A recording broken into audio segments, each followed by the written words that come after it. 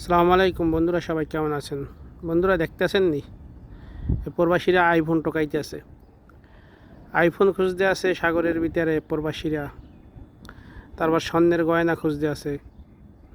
দেখেন ওই যে প্রবাসীরা, প্রিয় বন্ধুরা, প্রবাসীরা এই পরিশ্রম করে সাগরের ভিতরে শ্যাওলা দেখেন টোকাইতে। প্রবাসী আইসে কাজ, বিভিন্ন ধরনের কাজ।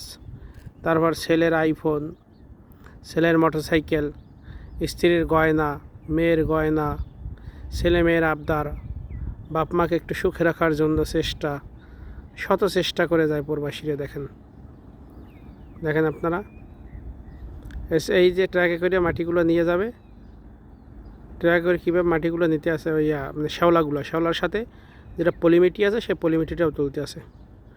তো এই হচ্ছে বন্ধুরা প্রবাসীদের জীবন আর কি। এই কাজ করে, দেশের মানুষে তো বোঝে না এগুলো, যে প্রবাসীরা কী করে, কোথায় কী করে। তারা তো বোঝে ওখানে গেলেই টাকা, ওখানে নামলেই টাকা।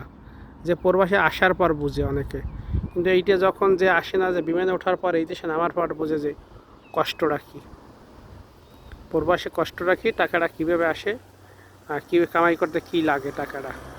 তারপর তো বিশাল কাগজের ঝামেলা, খানা দানা, এই পরিশ্রম করার পর গিয়া পাক শাক করা, কাপড় ধোয়া, তারপর ফ্যামিলির সাথে। তারপর যদি শোনে সারাদিন কাজ করার পর ফ্যামিলির ভিতরে আবার গ্যাঞ্জাম বা তর্ক বিতর্ক, ফ্যামিলি ভালো নাই, তখন আরও খারাপ লাগে। এই কাজের কষ্টের থেকে সবচেয়ে বেশি কষ্ট হয় যখন শুনে যে বাসায় গিয়ে দেখে যে তাদের পরিবার ভালো নাই, পরিবারে গ্যাঞ্জাম, পরিবার থেকে একটা শান্তির মানে খবর পায় না। তা বন্ধুরা, কেউ প্রবাসীকে আপনারা অযথা ফ্যামিলি থেকে দিবেন না আর কি, প্রেশার দেবেন না বা টেনশনে ফেলাইবেন না। তা ভালো থাকবেন বন্ধুরা, সুস্থ থাকবেন। সালাম আলাইকুম।